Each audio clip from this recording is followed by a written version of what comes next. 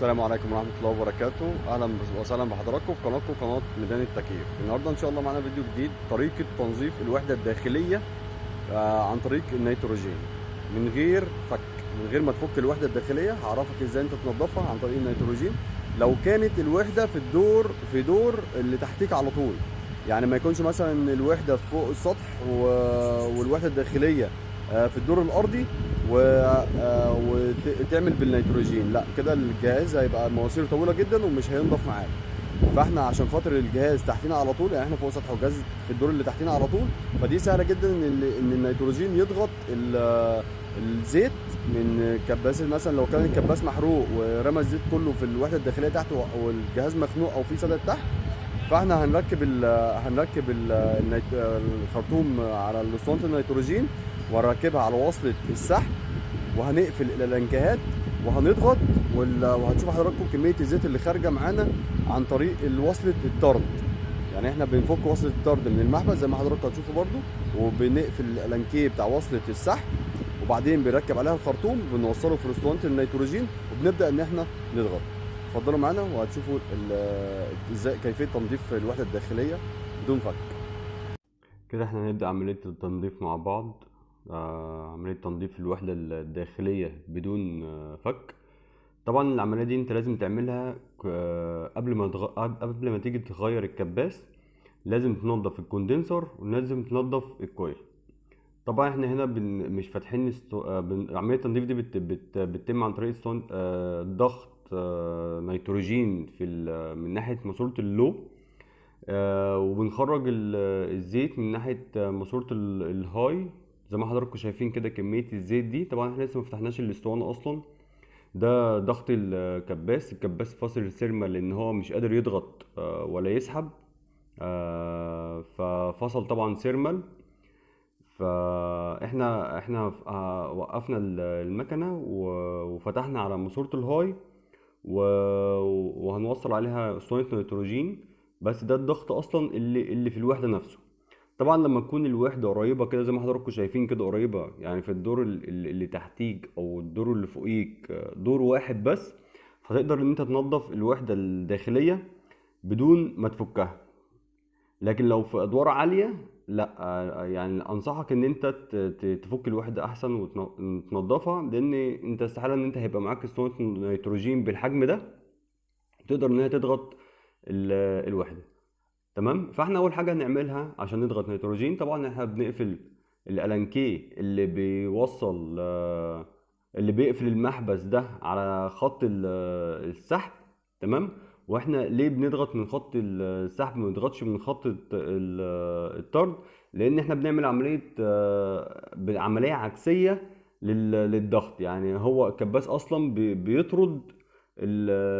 بيطرد ان الفريون من ناحية خط الطرد اللي هو الرفيع ده. فاحنا بنعمل عملية عكسية لخروج الزيت. بنضغط من خط اللو اللي هو الماسورة التخينة دي، خط السحب، عشان خاطر الزيت اللي نازل من الكباس من خط الطرد من فوق يرجع تاني وما يلحقش ان هو يمشي في الكويل. فزي ما حضراتكم شايفين كده، بص، حنفية زيت من الكباس القديم. طبعا الكباس ده كده كده هيتغير لان خلاص هو كده رمى كل الزيت اللي فيه في الدايره تحت في الكويل تحت. فطبعا كده مش هيبقى فيه عمليه تبريد للكباس. فطبعا الكباس ده هيسخن وممكن يقفش، هيتحرق. فكده كده الكباس ده هيتغير. تمام. فاحنا كده بعد ما قفلنا المحبس بالالانكيه، بنبدا ان احنا نفتح عليه اسطوانه النيتروجين. بص بقى كميه الزيت اللي خارجه من الوحده الداخليه قد ايه. طبعا كل ده بيعمل سدد في الدايره وبيعمل سدد في الوحده الداخليه. بتلاقي ان في الوحده الداخليه في جزء فيها عامل تلج وفي جزء فيها سخن، يعني اكن مفيش تبريد فيه. هتلاقي عمليه التبريد فيها نص ونص. فده بيبقى بسبب ان الزيت قافل نص مواسير الكويل. طبعا احنا بنفتح ضغط سنه سنه، ما بنفتحش الاسطوانه على الاخر، لان طبعا الاسطوانه ضغطها عالي جدا، ممكن ان هي تخلي الكويل ينفجر طبعا، او تعمل شرخ في المواسير مش هتستحمل ضغط اسطوانه النيتروجين الكبيره دي. تمام. فاحنا بنفضل فاتحينها وبنضغط شوية نيتروجين، وبعد كده بنسيبها بنكبس بايدينا كده على على الماسورة، وبعدين بنقفلها عشان الزيت يتجمع في نقطة، وبعد كده نرجع ان احنا ايه نفتحها تاني. وبعد ما بنرجع نفتحها بنقفلها، بعد كده بنرجع نفتحها من غير ما نكبس من غير ما نكبس على الماسورة، عشان خاطر تطلع كل الرذاذ. بعد كده بنرجع نقفل، بعد كده بنرجع نفتح تاني. بص حضرتك، الزيت، كمية الزيت اللي نازلة قد ايه. طبعا الكباس ده فضى كل الزيت اللي فيه بسبب ان هو السخونية والشغل في الحر. فده اللي ادى ان هو ايه يطرد الزيت بتاعه. خلاص الزيت بتاعه من كتر سخونية الكباس من الشغل، اللزوجة بتاعته بتقل، فبيبقى عامل زي المية، فبيترمي مع الضغط بتاعه، بيترمي تحت على الوحدة الداخلية، وبيعمل لك سدد. طبعا انت لازم تعمل صيانة دورية للوحدة الداخلية والوحدة الخارجية، عشان خاطر ايه الكوندنسر لما بيكون مقفول فبيعمل حرارة على الكباس. تمام. فاحنا بنقعد نضغط كده، بنفضل نضغط نضغط لحد ما ايه ما نحس ان خلاص مفيش زيت خارج معانا. وبعد كده بنبدأ ان احنا ايه نركب الماسورة بتاعتنا. بس دلوقتي الكباس كان رامي كل الزيت اللي فيه تحت. بص الزيت، كمية الزيت اللي خارجة معانا قد ايه.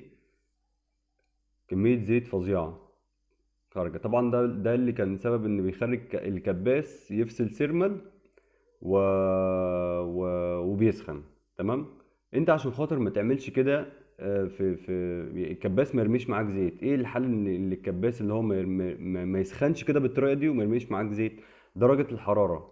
درجه الحراره يا جماعه اللي انت بتظبطها، يعني انت دلوقتي قاعد في دور مثلا سخن، الدور الاخير مثلا الشمس محوطاك من كل حته، او درجه الحراره عندك ايا كان في البلد اللي انت فيها عاليه جدا. ما تعملش الجهاز على 16 و18 و20 والكلام ده. انت الجهاز عمره ما هيحقق لك الدرجة دي طول ما انت في مكان سخن، او طول ما انت في مكان حر. عمر الجهاز ما هيحقق لك درجة ال 17 او ال 16 او 20 اللي انت بتعملها دي. تمام. فانت كل اللي مطلوب منك ايه من الجهاز؟ ايه كل المطلوب من الجهاز؟ ان انت تقعد في جو ما فيهوش رطوبة، تقعد في جو تقدر انت تقعد فيه، تقعد في جو مش سخن، تقعد في جو تقدر ان انت يعني ايه تحس فيه ببرودة. تمام. فانت بتعمل الجهاز يعني 25 27، لان الجهاز مش هيحقق لك الدرجه دي طول ما انت بتخلي الجهاز على درجه واطيه، او 17 18 الكلام ده. الجهاز طبعا مش قادر يحقق وشغال فوق، وطبعا الكباس عمال يشتغل ويسخن، طبعا الشمس ضاربه فيه فبتعمل عمليه تبادل حراري. الكباس بيسخن جدا منك، وانت مش عارف ايه السبب ان الوحده بتفصل، وبتقعد وقت كبير عقبال ما تيجي تشتغل تقول ان انا حاسس ان الجو مش ساقع، والوحده الخارجيه فاصله، والتكييف ما بيشتغلش كتير وبيفصل بسرعه. ده بسبب ان انت عامل درجه قليله.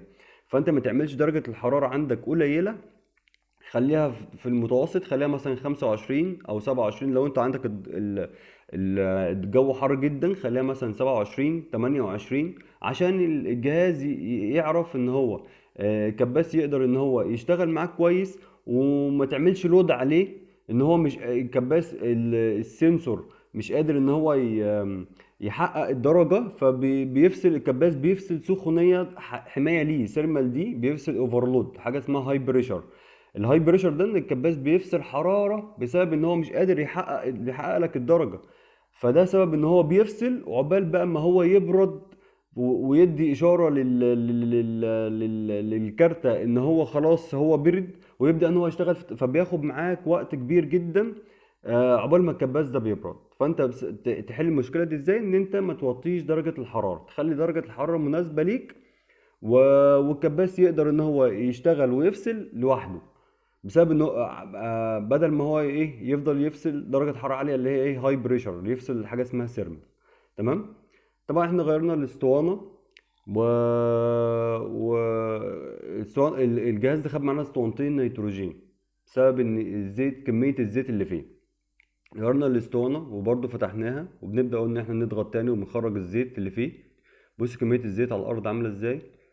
بص حنفيه الزيت اللي نازله من الماسوره عامله ازاي.